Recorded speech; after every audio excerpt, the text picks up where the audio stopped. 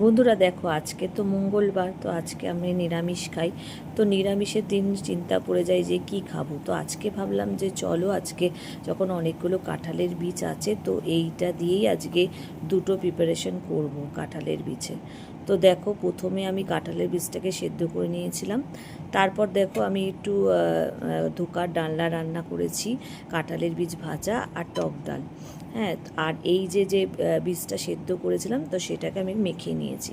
আর একটা যেটা প্রিপারেশন করলাম সেটা হলো কাঁঠালের বীজটাকে আবার আমি একটু সেদ্ধ করাটাকে মিক্সিতে পেস্ট করে নিয়েছি, এই দেখো।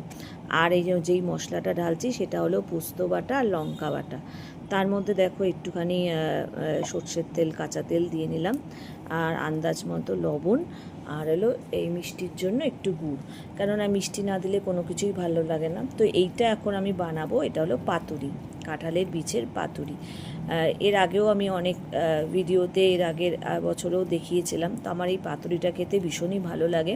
আর এই পাতুরিটা শিখেছি আমার এক কাকিমার কাছ থেকে, পাশের বাড়ি থাকে, তো সেই কাকিমাই শিখিয়ে দিয়েছিল। তো এখন এতটাই ভালো খাই যে নিজেই যতই ঝামেলা রান্না হোক না কেন নিজেই বানিয়ে খাওয়ার চেষ্টা করি। কাকিমাও যখন করে আমাকে দেয়, আমি যেহেতু ভালো খাই। তো দেখো আমি এবার এই পাতাটাকে, কলা পাতাটাকে এইভাবে সেঁকে নিলাম। জানোই তো এইভাবে করতে হয়, কারণ নালে তো মোড়ানো যায় না, ভেঙে যায়। তো দেখো আমি এইভাবে রেডি করে নিচ্ছি। ওর ভেতরে ওই কাঁঠালের বীজের যে পুরটা সেদ্ধ করা, তো সেটা আমি এইভাবে মুড়িয়ে নিয়ে সুতো দিয়ে বেঁধে দেবো। জানোই তো কীভাবে সব পাতুরি করতে হয়, তো সেম এরকমভাবেই বানাতে হবে। তো আমার যে এই সিজনে মানে কাঁঠালের যে যখন ওঠে, এই কাঁঠাল খাওয়ার পরে এই বীজগুলো আমি জমিয়ে রাখি যে এইগুলো খাবো বলে।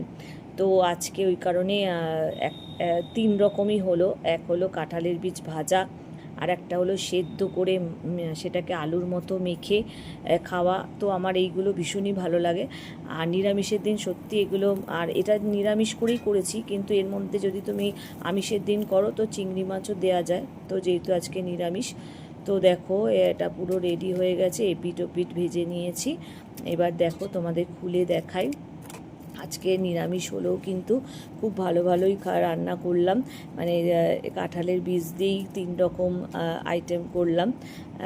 দেখো নিরামিষের দিন কি খাবো, সত্যি এটা একটা মাথায় চিন্তা হয়ে যায়।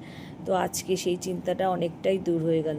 দেখো দেখতে কত সুন্দর হয়েছে, আমার তো ভীষণ প্রিয়। আর এই যে দেখো কাঁঠালের বীজ, এই যে মাখা, যেটা সেদ্ধ করে মেখেছি, আর এটা তোমার পাতুরি, আর ধোকার ডাল, আর এই যে কাঁঠালের বীজ ভাজা। তো আজকে দুপুরে লাঞ্চ